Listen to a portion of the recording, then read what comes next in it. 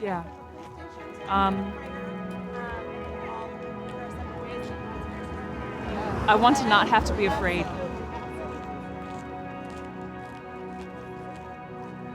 I don't want my mom to have to pray for my dad before he leaves the house, wherever he's going. I want us all to work together to make this better. Black, white, Mexican, it doesn't matter. We all deserve the same. And I know that there are good cops out there. And all I'd ask is that those good cops show their other peers, coworkers, what should actually be happening. And that we all deserve the same dignity and respect. I think Dr. King said it best. I want my grandkids and my children, my grandkids, to be measured by the content of their character, right? Not by the color of their skin.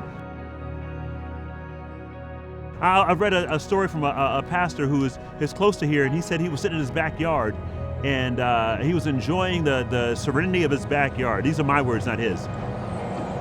Watching his two boys play. And he kind of had given a cursory view of what's been going on in the country, and he said there is this juxtaposition between the peacefulness that he was experiencing in his backyard and this chaos that's going on in the world. And I haven't told him this, but the reality is, like, African Americans don't have places of peace often. You can't go to church without somebody driving, pulling up and shooting the place up, right? I mean, you can't go for a jog in the neighborhood, or you can't sleep in your bed at night. Like, where are the peaceful places? Like, for him, he has a place of peace. And he can completely divorce himself from the chaos. But for an African American in America, you can't really divorce yourself from that chaos. Not really. Yeah, but times are changing. Times are changing. Like, there is hope. So my hope for the next generation, and generation after that, is that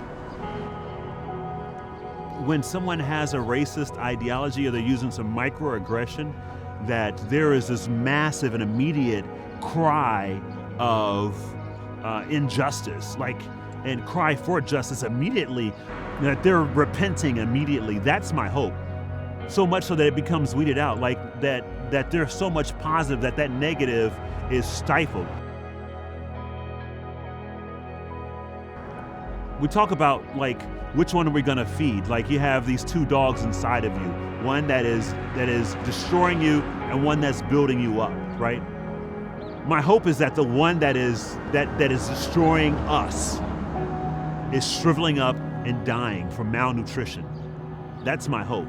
And the one that is communicating God's kingdom here on earth as it is in heaven, that one is robust and beastly. That's my hope.